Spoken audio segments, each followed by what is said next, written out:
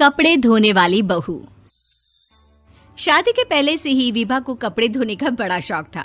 कभी नल के नीचे तो कभी तालाब के पास। अरे मेरी नीली वाली लुंगी नहीं दिख रही है। विभा की अम्मा, कहाँ रखी है लुंगी? अरे वो तो विभा ने परसों ही धोकर रखी थी आपकी अलमारी में, देखो वहीं होगी। वो ना मैंने आज धो दी, मुझे लगा कि गंदी हो गई होगी। अरे कैसे गंदी हो गई थी? उसे तो मैंने पहना भी नहीं। हे भगवान, इस लड़की के कपड़े धोने की आदत से परेशान हो गया हूँ मैं। जितना तो घर में राशन नहीं आता, उससे कहीं ज्यादा डिटर्जेंट पाउडर का खर्चा है। इसकी शादी करवा दो, शादी जाए अपने घर में ही करे काम, फिर चाहे घर के कपड़े धोने हो या पूरे गांव के। हाँ ठीक बोल रही हूँ, देखता हूँ मैं। कोई आ जाता है जब विभा को देखने लड़के वाले आ जाते हैं। लड़की मुझे अच्छी लगी। होने वाली सास कहती है, बेटी अगर कुछ पूछना है तो पूछ लो। वैसे तो हमारी लड़की बहुत ही शर्मीली है, जो बोल दो वो मान लेती है, इसे क्या पूछना होगा। अरे कैसी बात कर रही हो माँ, मुझे इन लोगों के घर रहना है, सवाल तो कई है।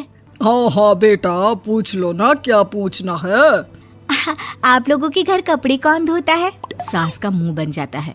देखो, अगर तुम ये कहना चाहती हो कि तुम्हें कपड़े धोने नहीं आते तो सुन लो, कपड़े मैं ही धोती हूँ, लेकिन तुम्हारे आ जाने के बाद मैं रुमाल तक नहीं धोऊंगी। अरे चुप रहना भाग्यवान, बहू बेचारी घर आई नहीं, उसे डराना शुरू कर दिया। वो क्या है ना बिटिया, अभी तक तो ये कल्लू की माँ ही धोती थी, लेकिन अब तुम्हारे पापा तो दहेज में वॉशिंग मशीन देंगे ही। तभी विभा की माँ बोल पड़ती है, सवाल भी पूछा तो क्या। वैसे भाई साहब, मशीन की तो फिर भी कपड़े धोने की कैपेसिटी होती है, मतलब जो बिटिया दे रहे हैं ना विभा, इसे कपड़े धोने का बहुत शौक है। ये आप लोगों के क्या, आस पड़ोस गांव मोहल्ले सबके कपड़े धो दे और उफ तक ना करे। बाहर देखा नहीं आपने कितने कपड़े सूख रहे हैं, सब हमारी बिटिया ने ही तो धोए हैं। बस भी करो ना माँ, शर्म आ रही इतनी तारीफ सुनकर। और तो और एक दाग निकाल कर दिखाओ तो मान जाओ। हाँ अच्छा, माफ करना बेटा, मैंने गलत समझा। हमें तो रिश्ता बहुत पसंद है। और ऐसे जुड़ जाता है रिश्ता कपड़े धोने का शौक रखने वाली। उसकी शादी हो जाती है कोयला फैक्ट्री में काम करने वाले कल्लू के साथ। शादी के बाद अचानक विभा चिल्लाती हुई सास के पास आती है। सासू माँ, अरे सासू माँ कहाँ है आप? ये तो धोखा है, धोखा दिया आप लोगों ने मुझे। इसे ससुर के चक्कर के बारे में पता चल गया। अरे तो उसमें तुझे क्यों धोखा मिला है? अरे नल में पानी नहीं आता, कपड़े कैसे कब धुलेंगे? अच्छा, तू पानी नहीं आ रहा उसकी बात कर रही है। तो आपने क्या सोचा? कुछ नहीं। अच्छा तेरी माँ ने कहा था कि कपड़े धोने का शौक है तुझे, याद आया मुझे। शौक बोलकर कपड़े धोने वाले मेरे जुनून को कम ना आके सासू माँ, कपड़ा धोना मेरा गुरूर है।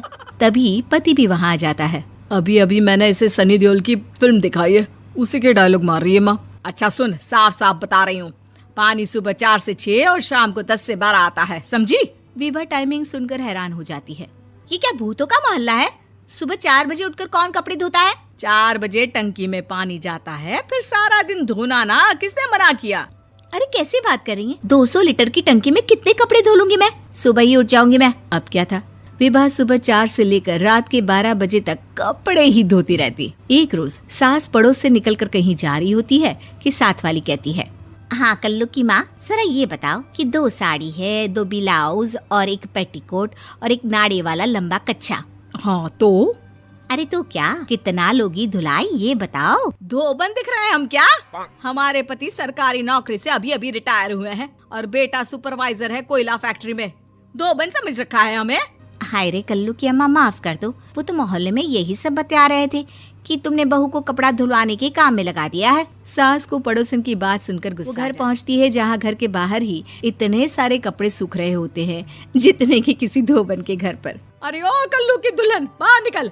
माँ जी यहीं आ जाओ, बाथरूम में चादर धो रहे हैं हम। अरे अभी हम धोते हैं, तुमको बाहर निकलो। ये आस पड़ोस वाले बोल रहे हैं कि हम बहू से कपड़े धुलवा कर उसे कपड़ा धोने वाली बना दिए हैं। अरे छोड़ो ना माँ जी, किन लोगों की बातों में आती हो? आस पास के लोगों का तो काम ही होता है कि वो किसी तरह सास बहू को लड़ा दे।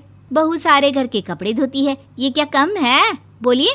सास को भी लग जाता है कि वो बहू का ये सनकीपन नहीं छुड़वा सकती, इससे अच्छा है कि खुद ही चुप। सास और बहू मंदिर जाते हैं, जहाँ सास की साड़ी वहाँ खड़ी भीख मांगने वाली से मिलती है। माँ जी क्या बात है, आपकी साड़ी उस भिखारन से कितनी मिल रही है ना?